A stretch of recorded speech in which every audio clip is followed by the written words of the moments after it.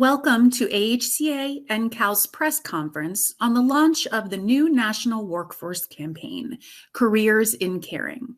I'll now turn it over to Beth Martino, AHCA's Senior Vice President of Public Affairs, for introductions. Hi, good morning, and thanks to everyone for joining today. I'm Beth Martino, the Senior Vice President of Public Affairs at AHCA, and I am kicking us off today introducing the two speakers that we have. First will be Mark Parkinson, the President and CEO of AHCA and NCAL, followed by Phil Fogg. Phil is the President and CEO of Marquee Companies, and he is also the AHCA Board Chair. I would also note that as Mark and Phil make their remarks, reporters would like to put your questions in the chat. We will moderate Q&A at the end of today's remarks. And with that, I'll turn it over to Mark. Hey, thanks, Beth. And let me echo Beth's comments. We really appreciate you taking time to listen to our message today. Getting this information out to the public and to providers and potential employees is critically important. And so we really appreciate you doing this. We face in our space, both skilled nursing and assisted living, an unprecedented worker crisis. I know this town is full of lobbyists making exaggerated claims and claiming hysteria when things really aren't that bad. That is not what we face here. This is an unprecedented situation, and it's impossible to exaggerate the challenges that providers currently face in providing care because of the inability to obtain workers and to hire workers. And you don't have to take my word for it. The data speaks for itself. The Labor Department keeps track of exactly how many employees are in every sector. They release that data every single month through the Bureau of Labor Statistics. That data indicates that before the pandemic, we had over 1.5 million workers in skilled nursing facilities. We have now less than 1.3 million workers. We are short almost 250,000 workers in skilled nursing. On the assisted living side, we are short around 40,000 workers. And again, this is just to get us back to pre-pandemic levels. While I know we hear complaints from all of the other sectors of the economy, the reality is when you look at the BLS data, that although these other sectors are paying more for workers, their workforce has essentially recovered. There are more workers in doctors' offices right now than there were before the pandemic. There are more workers in home health and hospice than there were before the pandemic. There are almost as many workers in hospitals as there was before the pandemic. It is unique to long-term care that we face this crisis. It is not surprising as a result that when we issued the State of the Industry report last week, that 96% of providers are reporting that they face a workforce crisis and simply cannot hire and find the workers that they need to take care of the residents that we care about so much. This unprecedented crisis will require unprecedented and extraordinary solutions. It's going to take everybody working together. There is no simple solution to this. There is no one single part of this that can solve the whole problem. It's going to take a lot of ideas and policies that are implemented together. Rather than just complaining about this as an association and our members as providers, we're trying to figure out what we can do to solve the problem. So today we're announcing the launching of the Careers in Caring website to help providers attract workers back into our profession.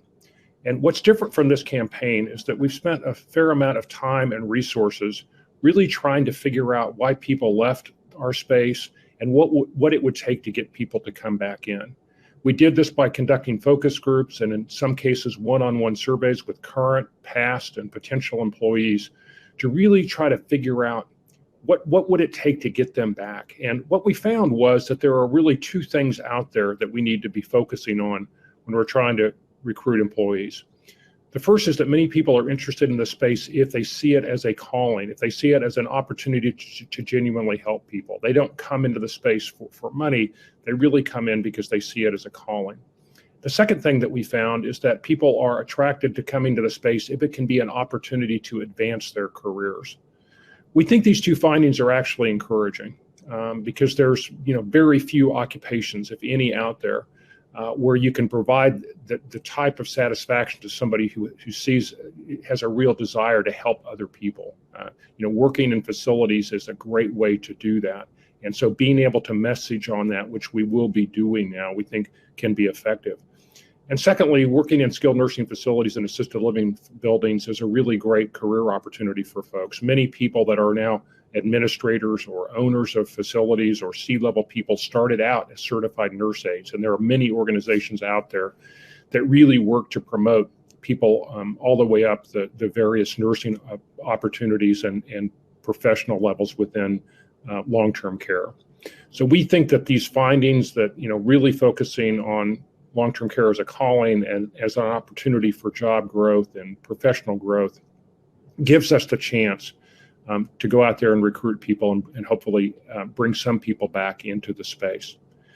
As a result, we've taken that information and we've created a set of tools for our members and for providers that they can use to hopefully attract people to apply for jobs, to hold job fairs, to really focus on the things that potential workers would be concerned about. And again, all with the intent of doing our part to try to put a dent in this massive loss of workers that we've had.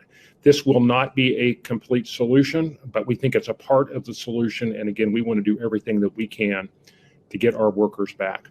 With that, I'm going to turn it over to Phil Fogg, who Beth mentioned is our outside national chair. He's also the president and CEO of the Marquee organization, which is an outstanding provider group based in Oregon. And Phil, let me turn it over to you. Thanks, Mark, and good morning to all. So COVID certainly started this crisis, but there have been many factors that have contributed to our current situation. And the reality of it is, as Mark said, because of being short, our current workforce is tired and burnt out. And as he said, we continue to struggle with recruitment of new staff. I can tell you that our company has the highest job openings that we've ever experienced in our 33 years of being in business. And the reality of it is that the workforce shortage is now creating serious access issues. As facilities do not have the staff to care for the number of residents that they did before, they're limiting the total occupancy, and that's limiting admissions.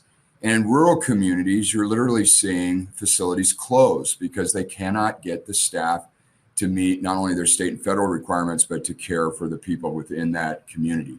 So again, serious access issues. Now, unfortunately, we cannot solve this workforce crisis on our own. Frankly, we need the support of state and federal policymakers on issues like immigration and increasing the number of workforce visas that come in every year. We need educational system capacity in the various healthcare professional jobs that we use. We need promotion of healthcare careers within high schools. And we need the licensing entities to be quicker and more efficient in getting our workforce licensed. But absent these actions, our industry must forge ahead to try to move the needle on this workforce challenges for our seniors. This brings me to our careers in caring. This campaign will provide critical support for providers across the country, which over half of which are independent providers who wouldn't have the resources to do this on our own. As Mark said, from the research, we developed a wide array of materials. They're all housed on a dedicated website, careersincare.org. Nursing homes and assisted living communities can use this site as a one-stop shop for their recruiting efforts, and those considering a career in long-term care can learn more about our profession. We have resources such as talking points, fact sheets, sample job postings, social media toolkits, and more to provide every facility with the assistance to get more people to work in long-term care. Our goal through Careers in Caring is to make it easy as possible for facilities to recruit more caregivers, because caregivers really are the backbone of our long-term care facility. So we sincerely hope that this information will help attract more people to Careers in Caring. And with that, I'm going to hand it back to Mark. Hey, thanks, Phil. And Phil's right. The workforce problem has created an access issue. And we see buildings across the country that are closing because they can't find workers. I think the number is now like 10 buildings out of the 80 or so in Montana, for example, that have closed. And there are scores of buildings across the country that have either closed or are on the brink of closing because they simply cannot find workers. One of the messages that we really need to get through is that this is not just a normal tight worker labor type situation like we've had in the past. In the past, it has been challenging to get workers into long-term care, but it has never been like this, where we have had a material reduction in our workforce and an inability to admit residents and take care of people because of a loss of workers. And that's going to take an extraordinary response by the private sector and by the government. From our perspective, we're willing and want to do everything we possibly can to help create additional workers in our sites. From the government's perspective, we're going to need additional funds, particularly as the state legislators get back together here in the first few months of 2023. We're going to need many of them to step up and respond to the inflationary pressures that providers are facing and improve their Medicaid rates. We're going to need the federal government to continue to provide assistance through the Medicare rate with our annual payment rule. And then finally, the reality is just so completely inconsistent with the upcoming proposal to mandate a minimum staffing requirement and potentially punish facilities that can't meet it. It will take a Herculean effort just to get us back to the workforce that we had before the pandemic. It will take an all hands on deck approach for us to get that 250,000 workers back. To think that the administration may require a workforce beyond that number and then punish facilities and potentially force them to close when they can't meet that number, it's just completely unrealistic. It's not connected with what's actually happening out there in the real world. So we would urge the administration to rethink that proposal and to be very cautious, at least until we get our workforce back. And with that, I'll turn it back to Beth, who will moderate any questions that you might have. We'll start with thanks to Mark and Phil for your remarks today. And just a reminder to reporters, you can enter your questions in the chat and we'll take it from there. So the first question that we have is from Steve Moran with Senior Living Foresight. And his question is, what would it take to find more workers in smaller rural towns? And at some point, does it become impractical to find enough workers in those small rural areas? Mark, I'll start Sure. with an answer. I as Mark noted, the current Medicaid system is only funding 84% of the operating expenses in those rural communities. You see a higher percentage of those Medicaid folks. The hospital health systems operate on a system for their rural communities, which they call critical access hospitals, on a cost-based system. And if you want to continue to provide the services, nursing facility and assisted living services in those communities, and give them the financial resources to be able to do that, you're probably looking at a critical access designation that would enable the providers to know that they will have financial sustainability within their payment system, so that if they have to pay the wages to attract the staff to come into the community, they have that tolerance in their economics. Yeah, I think Phil is exactly right. The only way that the small facilities in rural areas are going to be able to stay open is if the policymakers make the same kind of decision that they've made on the hospital side, which is that they're going to subsidize those buildings because it's such an important service to the community. What happens when a building closes in a rural area can be really problematic, because typically it's the only building in the community.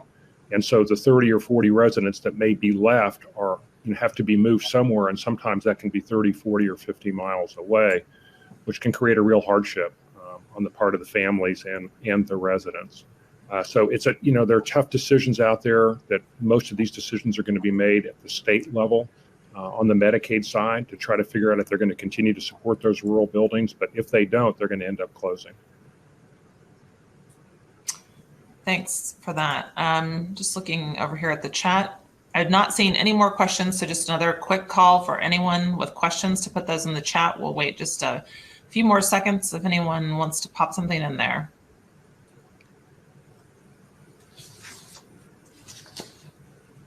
Okay. Okay, well, seeing nothing, thanks again to everyone who joined today. Appreciate your time, Mark and Phil. Thanks to both of you. For reporters, if you do have additional questions or data that you're looking for, just reach out to us afterwards. Otherwise, we'll wrap up for today. Thanks. Thank you.